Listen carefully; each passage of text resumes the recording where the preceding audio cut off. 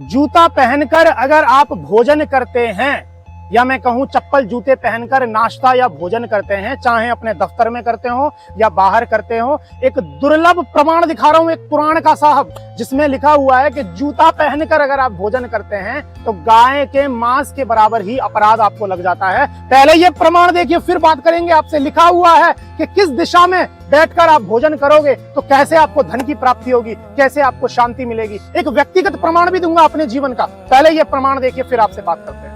देखिए, लिखा हुआ है कि पूर्व की तरफ मुख करके अगर आप भोजन करते हैं तो आपकी आयु, दक्षिण की तरफ मुख करके अगर आप भोजन करते हैं तो यश, पश्चिम की तरफ मुख करके अगर भोजन करते हैं तो लक्ष्मी, और उत्तर की तरफ मुख करके भोजन करते हैं तो रित की प्राप्ति होती है। रित बोलते हैं यहाँ पर आनंद को, मुक्ति को। कमाल की चीज यहाँ लिखी हुई है कि कभी भी खड़ाऊ पहनकर, खड़ाऊ बोलते हैं चप्पल जूते को, कभी भी पलंग पर बैठकर भोजन ना करें। यहाँ पे लिखा हुआ है कि अगर भोजन करते समय आपको कुत्ता तथा चांडाल देख ले, चांडाल यहाँ पे लोगों के एक समूह को बताया गया है, तो भोजन का उसी समय परित्याग कर दें, अर्थात उनसे बचकर भोजन करें।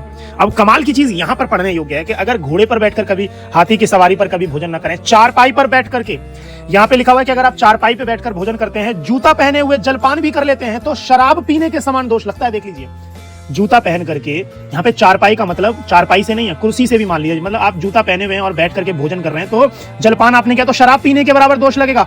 और अगर भोजन कर लिया जूता पहनकर कुर्सी पे, चारपाई पे बैठ करके, तो आपको गौ मांस भक्षण के समान ही दोष लगता है। देख लीजिए भैया, ये साधारण पुराण नहीं है, ऊपर पढ़िए जरा, सनातन धर्म मात्रंड पुराण का मैं प्रमाण आपको दिखाया। ये भोजन कब करना है, किसके साथ करना है, कैसे करना है, जिस दिन ये तीन चीजें ही आपको पता लग जाएं, उसी दिन आप अपने आप को राजा मान लेना। जब मैं चौथी क्लास में था, मेरे दादा ने मुझे तीन चीजें बताई थी कि बेटा जब भी भोजन करो, ईश्वर को प्रणाम करो सबसे पहले, बिस्तर पे बैठ के भोजन मत करो, जूता चप्पल पहन के भोजन मत करो। अब आप कुतर्क देंगे, कहेंगे शादियों में तो लोग जूता पहन के ही भोजन करते हैं, बड़ी बड़ी इंडस्ट्री की पार्टियों में भोजन जूता पहन के ही किया जाता है। जिन शादियों का आप उदाहरण दे रहे हैं वहां पे कौन सा मंगल हो रहा है, आप बताइए ना।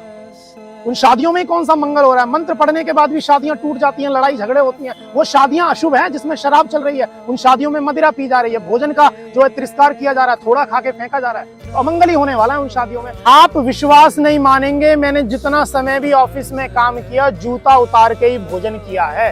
और अगर मैंने देख लिया कि जूता उतारने की सुविधा नहीं है, फिर मैंने भोजन किया ही नहीं। चाहे मुझे पूरे दिन भूखा रहना पड़े, मैं घर पे आके ही भोजन करूंगा। आप कुछ भी बोले, स्वतंत्र हैं अपने कर्मों को लेकर के, मगर पुराण झूठे नहीं हैं, सच्चाई झुटला नहीं सकती। इसलिए भोजन जब भी करें, ईश्वर को प्रणाम करें, बिस्तर पे बैठ के भोजन ना करें, जूते चप्पल पहनकर भोजन ना करें।